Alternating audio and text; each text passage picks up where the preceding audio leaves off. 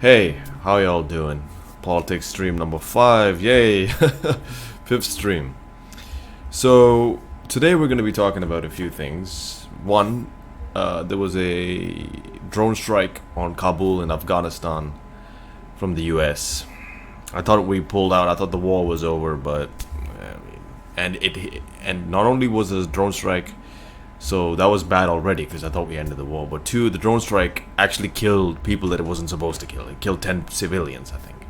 So it didn't even hurt the Taliban. In fact, it helped the Taliban. It pushes people into the Taliban's hands because they think, oh my god, how horrible is the US bombing us? And they're not wrong. It's just the Taliban is evil too. It's just the evil that's bombing you versus the evil that's not bombing you. I think we would all pick the evil that's not bombing us right now. You know, that's not dropping a bomb on our heads and making us lose our loved ones and friends and family and everybody. So yeah, that's bad, to say the least. Afghanistan. U.S. admits to Kabul drone strike kills civilians. I read somewhere that 90% of drone strikes, I think, actually hit some sort of those civilian targets, which is ridiculous. Like, what? It shows you how messed up the military-industrial complex is, man. They literally make money off killing people and war and death and things like that. We really need to fix our stuff, man. Anyways, let's look at this. The aftermath of a drone strike in the Afghanistan capital, Kabul. Look at that, total destruction. Whole building half is gone, trees been knocked over, man, people died, 10 innocent people. US has admitted that a drone strike in Kabul days before its military pullout killed 10 innocent people. Now, I want you all to think about this for a little bit. This is the drone strike that we have seen. Think about how many people have died with the drone strikes that they don't report, that they don't talk about, because they didn't get caught red-handed doing this. Right? Because there's more attention on Afghanistan and Kabul from, mainstream media, so someone must have caught this. So think about all the people that have died that we have no idea died. I think US imperialism creates the very enemy that it wants to destroy. When you kill people's family, you destroy their homes, take away their loved ones, their friends, of course they're going to run into the hands of the Taliban. They're like, if we're going to die, well, might as well we die fighting, or we got to strike back by any means necessary. The more you are ruthless to a group of people, the more ruthless they will more likely to be back to you. It's a vicious cycle. Unfortunately, US has done excellently well at being vicious. The US Central Command investigation found that an aid worker and 9 members of his family, including 7 children, died in 29th August strike. Jeez. So most of the 70% of the victims were children. Wow. How horrible this must be for that person. So sorry, damn. We gotta end the wars, man. Like, completely. The youngest child, Sumaya, was just 2 years old. Wow. The deadly strike happened days after a terror attack at Kabul airport amid a frenzied evacuation effort following the Taliban's sudden return to power. Was this a revenge-like thing? I hope not. It was one of US military's final acts in Afghanistan before ending its 20-year operation in the country. The US intelligence had tracked the aid workers' car for 8 hours, believing it was linked to ISK militants, a local branch of the Islamic State IS group. US Central Command Gen Kenneth McKenzie said. What evidence did you have, though? You think, believing it was linked, you believed. You have to have hard evidence before you decide to kill somebody. You can't do this type of stuff. Oh, well, we think there's a high chance. Boom. It's like, no, bro. And you killed. Disgusting. Because even if that person was with ICE, you killed their children. You killed other innocent people. Right? Okay, so it's killed his family too, which is completely unnecessary. And you don't even know he's guilty. For sure, 100% you believe, but it doesn't say we know for a fact. Investigation found that the man's car had been seen at a compound associated with ISK, and its movements aligned with other intelligence about terror groups' plans for attack on Kabul airport. Okay, how about you arrest the guy, or ask for I don't know, something. Just doing this drone striking is ridiculous. Like, that's the response.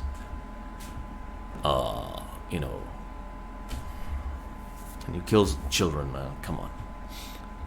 One point, a surveillance drone saw men loading what appeared to be explosives into the boot of the car, but it turned out to be containers of water. So they don't even really look at these things, right? They just see and they, you know, draw conclusions in their head. They use like intuitive logic and not really looking at what's in front of them, and then they just act and kill. And they're like, oh, oops, sorry. That's not going to bring that person's children back. And it's not going to bring that aid worker back. Did the aid worker die? Yeah, aid worker died. Look. Jen McKenzie described the strike as a tragic mistake and added that the Taliban had not been involved in the intelligence that led to the strike. Great. Alright, let's look at the video and then read the rest of the article.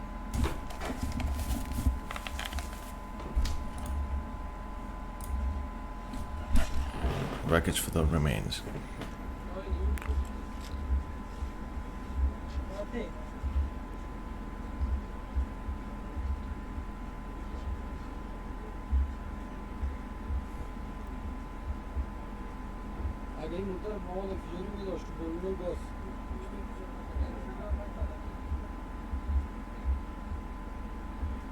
Jesus Christ, bro.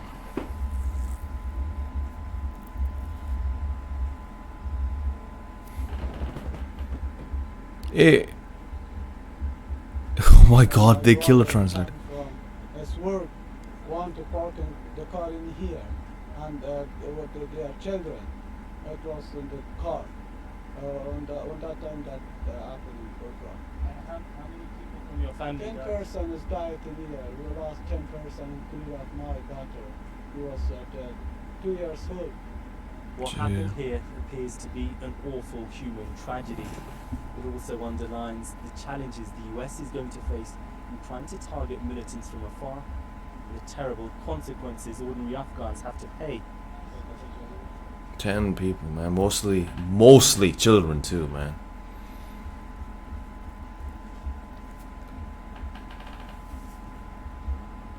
But do they know for a fact, though? That's what I'm saying. Like, do they know for a fact that it was like that?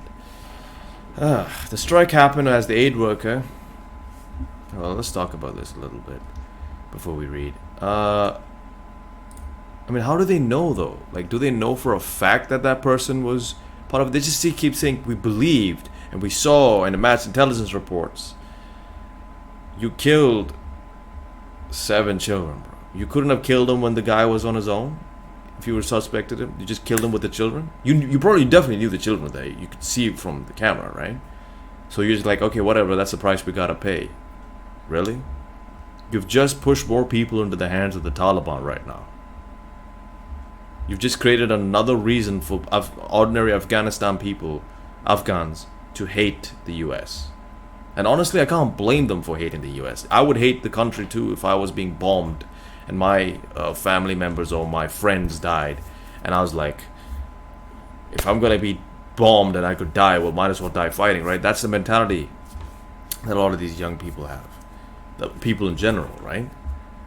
And that hatred, the Taliban's more than willing to take advantage of that and point it in the wrong, evil direction, but that hate wouldn't be there if there weren't drone strikes. We gotta end these drone strikes, man. Like, seriously, we gotta end these drone strikes. If we're gonna end the war in Afghanistan, end it completely. Don't just pull troops on and keep drone striking the hell out of it. Pull out completely. And only, like, if you're ever going to drone strike, you cannot hit civilian targets. But the problem is most of these drone strikes do hit civilian targets. So that's really, really bad. Like, that's why I said we shouldn't drone strike. If we can't do it right, then don't do it at all. If you can't just eliminate the target that you're supposed to, the fact and the target, you have to have evidence that you know for a fact that that target is a member of ISIS or IS or Taliban, whatever group. You have to know. If you don't, and then you kill them, and then you find out later, well, whoops, maybe they weren't, and then you kill their children, that's evil and wrong. US imperialism has to end. I'm sorry, but this looks really bad on the Biden administration and the US government as a whole. Let's get to it. Let's get back to it, I mean. This is a tragedy. This is plain and simple. There's nothing else you can say. It's just tragic. Okay, so let's look at the details. The strike happened as the aid worker named Zamari Akamadi pulled into the driveway of his home 3 kilometers, 1.8 miles from the airport. So the claim was that this was going to be an attack on the airport or something. I think that's what they claimed that they stopped. The explosion set off a secondary blast, which US officials initially said was proof the car was indeed carrying explosives. However, the investigation had found that it was most likely caused by a propane tank in the driveway. Yeah, I know people might have spare propane tanks in the driveway. Crazy, right? And it said early in the article that they thought they were loading explosives, but the investigation found that it was more likely bottles of water. Right? The relatives of the victims told the BBC the day after the strike that they had applied to be evacuated to the US and had been waiting for a phone call telling them to go to the airport. One of those killed, Ahmad Nasser, had been a translator with the US forces. Other victims had previously worked for international organizations and held visas allowing them entry to the US. So not only did you manage to kill someone you don't know for a fact is a terrorist, and you killed his children and other family members and other children who had their parents with other parents. Not all the 7 children, I think, with his. I think one or 2 of them were his. You killed a person who had also helped you in Afghanistan as a translator, and also other people who had helped the US, and they had applied for a visa to the US. Like, this is their reward for helping you, is to get bombed and killed? Like, I think the US just viewed them as, oh, these people are expendable. As when we're done using them, who cares what happens to them? It's honestly horrifying. The war machine has to end, and I don't know if it will end unless we get a better administration, like under the progressive left, honestly, because Biden had to know about this. So I don't really see how he wouldn't know about this. He would have had to know about this, and he approved it. And now, since they got caught red-handed with their hand in the cookie jar, so to speak, now they got to make up excuses and say, oh, it's a tragedy, blah, blah, blah. We thought this person was a terrorist. Who knows how many of these extrajudicial killings and mistakes are happening. The reason I say mistakes is because did they really do it by accident? I don't think so. Let's look at the analysis by Barbara Splet-Usher, State Department correspondent. The horrific consequences of the U.S. military miscalculation has drawn questions about the accuracy of future counterterrorism in Afghanistan with the U.S. presence no longer on the ground. But more than that, the catastrophe exposed the dreadful human cost of a war that had been forged largely from the air for years. Yeah, a lot of drone strikes, a lot of deaths. That it should take place just as Americans ended their 20-year occupation will cast an even darker stain on the chaotic U.S. exit. But for some in the region, it is a particularly stark example of the ongoing dangers of drone warfare. Yeah, drone warfare is really, really, really stupid. I have to be honest. Really, really, really stupid. Oh, sorry, I scrolled right past what I was reading. That's my bad. So I was reading this part. I will read the second part here. When the U.S. started to withdraw its troops from Afghanistan, the Taliban managed to seize control of the country within about 2 weeks in a lightning-fast offensive. Yep. President Ashraf Ghani fled to the UAE, and Afghanistan's capital Kabul fell on 15th of August. It sparked massive evacuation effort from the US and its allies as thousands of people tried to flee. Many were foreign nationals or Afghans who had worked for foreign governments. There were scenes of panic and chaos at Kabul airport, and some people fell to their death after trying to cling to the side of the US military planes as they took off. Yeah, I think 2 people died because they were clinging to the plane as it took off, and they died. I mean, that's how desperate they are. That's how desperate they are to get from the Taliban. So this narrative that the Afghan people love Taliban, no. They just hate the US more. If any of them want the US out, it's not because they love the Taliban. It's because they hate the US more than they hate the Taliban. Because one's bombing the shit out of them. The other does do terrorist attacks well, but not at the extent of the US. Okay, so let's look at this. The security situation was further heightened after a suicide bomber killed up to 170 civilians and 13 US troops outside the airport on 26th August. ISK said it had carried out the attack. Many of those killed had been hoping to board one of the evacuation flights leaving the city.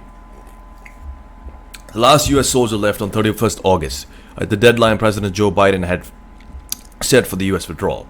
More than 124,000 foreigners and Afghans were flown out of the country before the deadline, which is great. But some people were able to get out in time, and evacuation efforts are still going. Okay, so that's the story in general. So let's talk about it. So this was an absolute disaster. I'm sure we've all agreed to that right now. Absolute disaster of a drone strike. But drone strikes in general are absolute disasters because they tend to hit a lot of civilian targets. I think about 90% of the time, if I remember correctly, when I read it a little bit back. I did some reading, I think, of a week ago or something like that, and it said that 90% of drone strikes hit civilians, which is crazy. So, like, I don't see the point of drone strikes. If you're killing so many civilians and making the Afghan people hate the US with good reason, and sending more, basically creating more terrorists and doing free recruitment for these terrorist organizations, just stop it. But I think because the war machine wants the war to keep going, they don't really care. They might even want that. Who knows? I know that might sound some sort of like crazy conspiracy theory thing, but with the U.S. military-industrial complex, I don't really think anything is too far-fetched. I mean, the level of evil you have to be to make money off war and death from both sides, the U.S. and the Afghans, I don't know, it's different. So this is a tragedy. I'm so sorry for those people who lost family members. I hope the ones who died are in a better place, if you believe in that sort of thing. But saying sorry and saying it's a tragedy won't bring those people back, those children back who died, those humans who died. This is just an example of why drone striking is something that is not good, because it has not been done right most of the time. It has just not happened. It just hasn't been done right. It kills too many civilians. So if we're going to pull out of Afghanistan, pull out completely. Don't just pull out all the troops, but continue the war through drone striking, because that is continuing the war when you're still attacking that country, because you're still at war with that country if you're fighting it. Just because you pulled out the troops doesn't mean that the war is over. It just means the ground war might be over, but the aerial war, the air war, is still there. So we need to end all of it. If we're going to pull out completely. And I've never liked drone strikes anyways. It's not something I've ever been a fan of, because the amount of civilian deaths that have been caused, too many. There's too many. Even one is too many. But this, it's been the thousands, I'm pretty sure. Thousands. Too many people have died. So I think this is just the latest example of why drone strikes are bad and we should stop it. Yeah. That's a tragedy. There's nothing much else to say about this, in my opinion. Hey, if you enjoyed that video, please hit the like button, subscribe, and comment. It really helps me on the YouTube algorithm, which doesn't really like me right now. I think it actually hates me. I don't know why. Maybe it's racist. But if you like the video, also follow me on Twitch. So if you like this video, follow me on Twitch, because the whole thing is there. Like, this is just one part of the stream. The best part on the stream, or maybe the one that I think will get the most clicks and the most views. So if you want to see the whole thing, follow me on Twitch, because I will stream live every day or every other day around that time. But I will stream pretty regularly. Alright, see you all on the next video and stream.